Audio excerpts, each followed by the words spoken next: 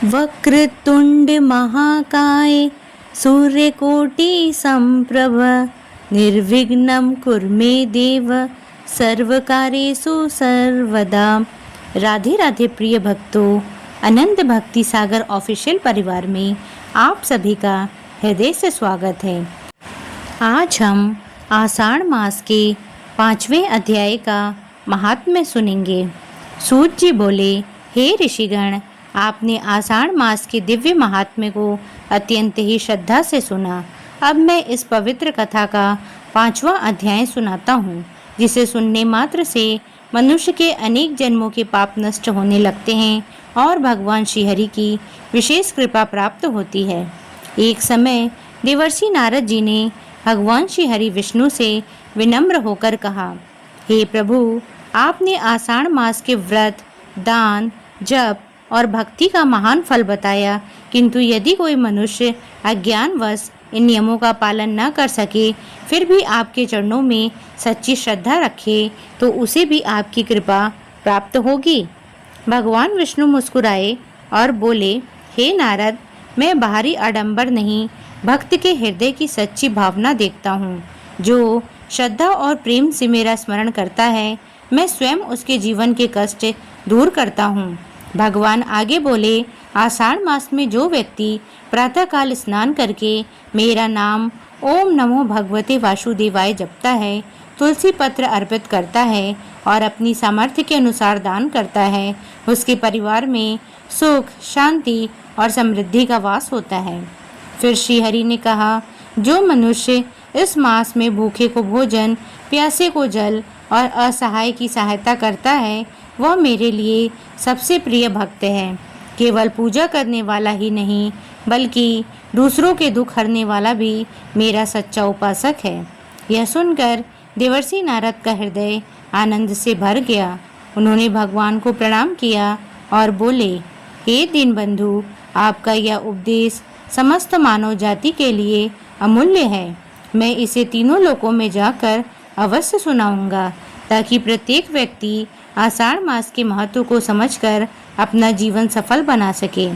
सूत जी बोले, हे मुनियों, भगवान विष्णु के इन वचनों को जो श्रद्धा से सुनता या दूसरों को सुनाता है, उसके जीवन में धीरे धीरे धर्म, सुख और भगवान की कृपा का प्रकाश फैलने लगता है। सूत जी बोले, हे श्रेष्ठ मुनियों, भगवान श्री हरि के उपदेश को सुनकर देवर्षि नारद तीनों लोकों में आषाढ़ मास का महात्म्य सुनाने लगे। उसी समय पृथ्वी पर एक छोटे से गांव में धर्मदास नाम का एक निर्धन ब्राह्मण रहता था।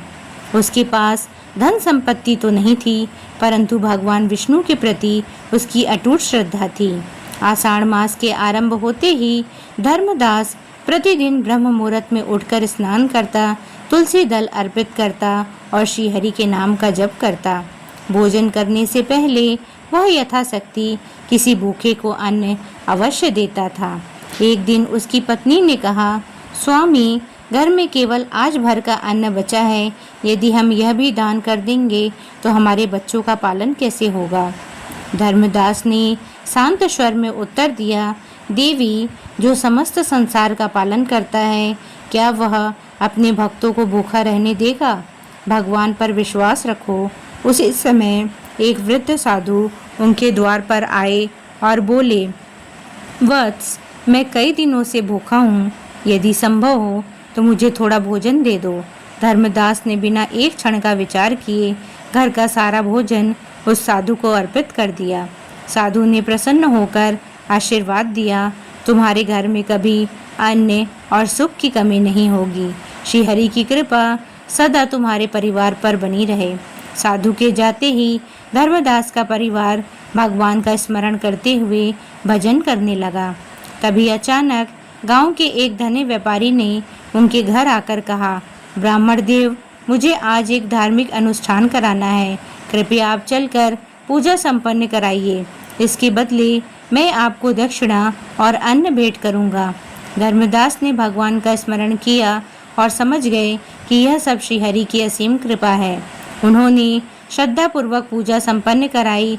व्यापारी ने उन्हें भरपूर अन्न, वस्त्र और दक्षिणा देकर सम्मान पूर्वक विदा किया। सूत जी बोले, हे ऋषियों, जो मनुष्य आषाढ़ मास में भगवान विष्णु पर पूर्ण विश्वास रखकर दान, जप और सेवा करता है, उसकी रक्षा स्वयं श्रीहरि करते हैं। संकट चाहे कितना भी बड़ा क्यों न हो, भगवान अपने भक्त का साथ कभी नहीं छोड़ते। सूत जी बोले, हे मुनि श्रेष्ठों, धर्मदास की अटल भक्ति और भगवान पर पूर्ण विश्वास देखकर समस्त देवता भी प्रसन्न हो उठे। आषाढ़ मास का अंतिम दिवस निकट था। उस दिन धर्मदास ने संकल्प लिया कि वह पूरे दिन श्रीहरि के नाम का जप करेगा और रात्रि में जागरण कर भगवान की महिमा का गुणगान करेगा।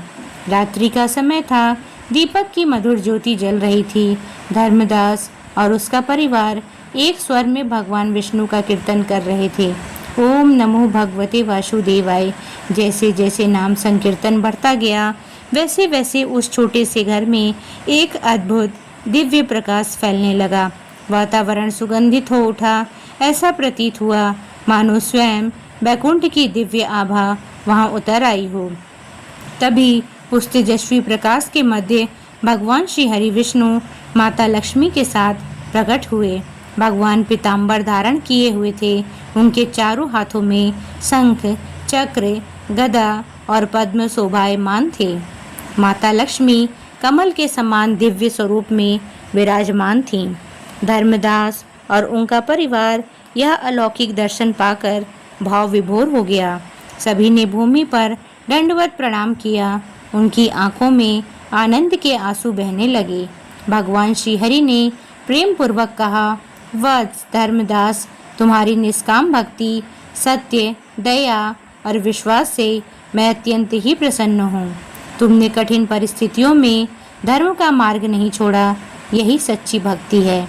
माता महालक्ष्मी ने मुस्कुराते हुए कहा, जहाँ भगवान का नाम, सेवा, दान और संतोष होता है, वहाँ मैं स्वयं निवास करती हूँ। तुम्हारे घर में अब कभी दरिद्रता प्रवेश नहीं करेगी। भगवान विष्णु ने आगे कहा, जो भी मनुष्य आषाढ़ मास में श्रद्धा और विश्वास के साथ व्रत, जप, दान, सेवा तथा इस महात्म्य का श्रवण करेगा, उसके जीवन के विघ्न दूर होंगे, उसके परिवार में सुख, शांति और समृद्धि का वास होगा तथा अंत समय में उसे मेरे परम धाम की प्राप्ति होगी। इतना कहकर भगवान ने धर्मदास और उसके परिवार को आशीर्वाद दिया। कुछ ही क्षणों बाद उसका दिव्य स्वरूप उसी तेज में विलीन हो गया, किंतु उनके जाने के बाद भी उस घर में दिव्य शांति और आनंद की अनुभूति बनी रही। सूत जी बोले, हे ऋषिगण, भगवान की कृपा धन या वैभव से नहीं, बल्कि निष्कपट भक्ति, दया, सेवा और अटूट विश्वास से प्राप्त होती है।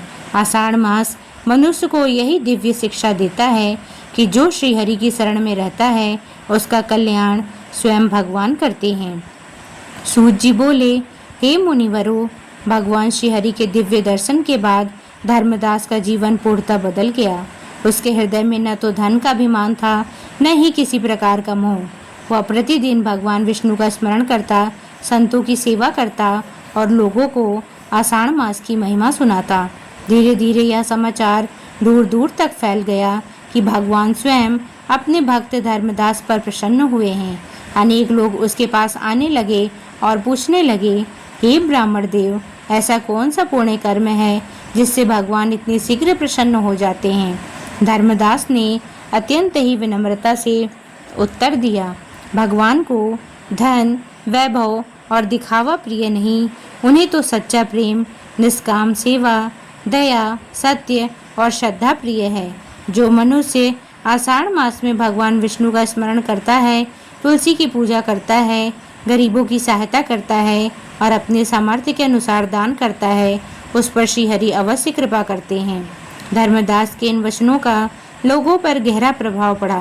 पूरे गांव के स्त्री पुरुष आषाढ़ मास में प्रातः स्नान करने लगे, मंदिरों में दीप जलाने लगे, भगवान का नाम जप करने लगे और भूखों को अन्न तथा प्यासों को जल देने लगे। कुछ ही समय में उस गांव का वातावरण बदल गया। जहां पहले कलह और अशांति थी, वहां अब प्रेम, सद्भाव और भक्ति का वास होने लगा। लोग एक दूसरे की सहायता करने लगे और भगवान विष्णु के भजन कीर्तन से पूरा गांव गूंज उठा। एक दिन देवर्षि नारद पुनः वहां पहुंचे। उन्होंने गांव की इस दिव्य स्थिति को देखकर प्रसन्न होकर कहा, धन्य हैं वे लोग जिन्होंने भगवान के उपदेश को अपने जीवन में उतारा। यही आषाढ़ मास का वास्तविक फल है कि मनुष्य का हृदय पवित्र हो जाए और वह सभी प्राणियों में भगवान का स्वरूप देखे। सूत जी बोले, हे ऋषिगण, जो मनुष्य स्वयं धर्म का पालन करता है और दूसरों को भी धर्म के मार्ग पर चलने की प्रेरणा देता है, उसका पुण्य अनेक गुना बढ़ जाता है। आषाढ़ मास की कथा का श्रवण और प्रचार करने वाला भक्त भगवान विष्णु का अत्यंत ही प्रिय हो जाता है। सूत जी बोले, हे सौनक आदि ऋषिगण, इस प्रकार भगवान श्री हरि की कृपा से धर्मदास का जीवन आनंद, शांति और धर्ममय हो गया। उसने अपना शेष जीवन भगवान विष्णु की भक्ति, सत्संग, दान और लोक कल्याण में लगा दिया। उसके जीवन से प्रेरणा लेकर अनेक लोगों ने भी आषाढ़ मास का व्रत और भगवान का स्मरण करना आरंभ कर दिया। कुछ समय बाद भगवान श्री हरि ने देवर्षि नारद से कहा, हे नारद, पृथ्वी पर जो भी श्रद्धालु आषाढ़ मास में प्रातःकाल स्नान करेगा, मेरा नाम का जप करेगा, तुलसी का पूजा करेगा, इस महात्म्य का श्रवण या पाठ करेगा तथा अपनी सामर्थ्य के अनुसार दान और सेवा करेगा, उसके जीवन की अनेक बाधाएं दूर हो जाएंगी। फिर भगवान ने आगे कहा, जिस घर में आषाढ़ मास की कथा श्रद्धापूर्वक सुनी जाती है, वहाँ रोग, भय और दरिद्रता अधिक समय तक नहीं टिकते।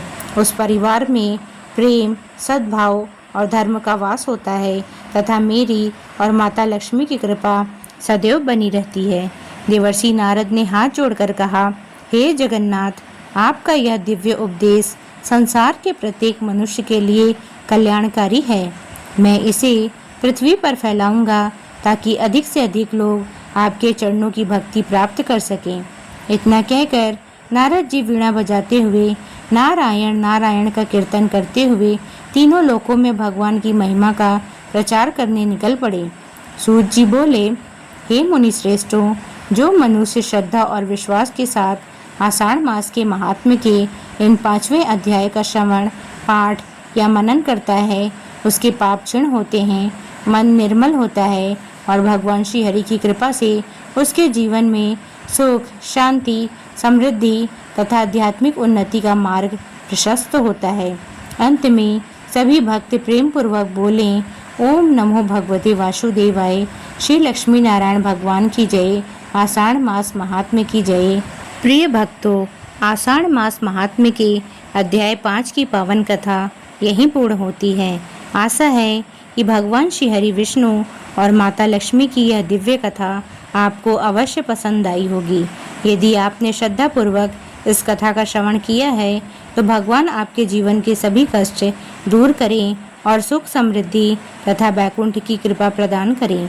यदि यह कथा आपको अच्छी लगी हो तो वीडियो को लाइक करें, अपने परिवार और मित्रों के साथ अवश्य साझा करें और हमारे चैनल अनंत भक्ति सागर ऑफिशियल को सब्सक्राइब करके बेल आइकन दबाना ना भूलें, ताकि ऐसी ही सनातन धर्म से जुड़ी पावन कथाएं आप तक सबसे पहले पहुंचती रहें। कमेंट में अवश्य लिखें, ओम नमो भगवते वासुदेवाय। सभी भक्त प्रेम से बोलिए, लक्ष्मी नारायण की जय। राधे राधे।